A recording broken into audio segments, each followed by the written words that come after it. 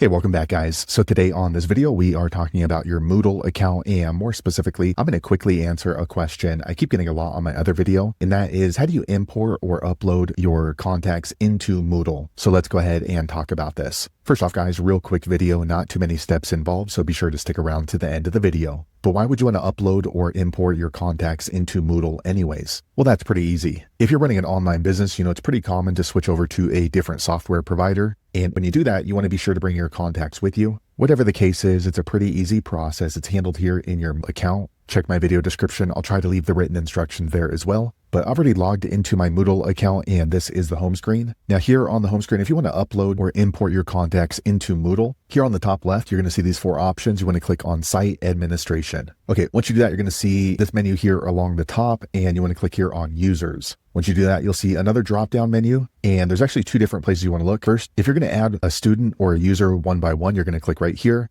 However, today we're uploading a list, so you want to click right here on Upload Users. Okay, so here is where you can go ahead and upload your list. Now, in order to set up your spreadsheet, they give you this example right here. You can go ahead and open this up. Okay, as you see, they do want you to have it set up as username on the left, first name, last name, and email. So you can just copy this and then organize your contact list in this manner. Once you've done that, you're going to go ahead and click right here and grab your list. Okay, I'm going to go ahead and choose a file. Okay, I grabbed the list right here, and we're going to save this as import from California. Okay, and then it shows me as the author, and I'm going to click here, upload this file. Okay, here you can go ahead and set up the separators, the coding, and then the preview rows. And once you're ready, go ahead and click on Upload Users. Okay, here it's going to show you a preview. So we have our CSV line over here, username, first name, last name, and email. And so we're going to scroll down, and then we're going to go ahead and choose the upload type. So add new only or skip existing users. That's usually what I'll choose. And then I'm going to scroll to the bottom and click here, Upload Users. Okay, it lets you know that these users were uploaded, and I'm going to click on Continue. Okay, quick second later, the page refreshes. Now what we can do is we can go up here to Users.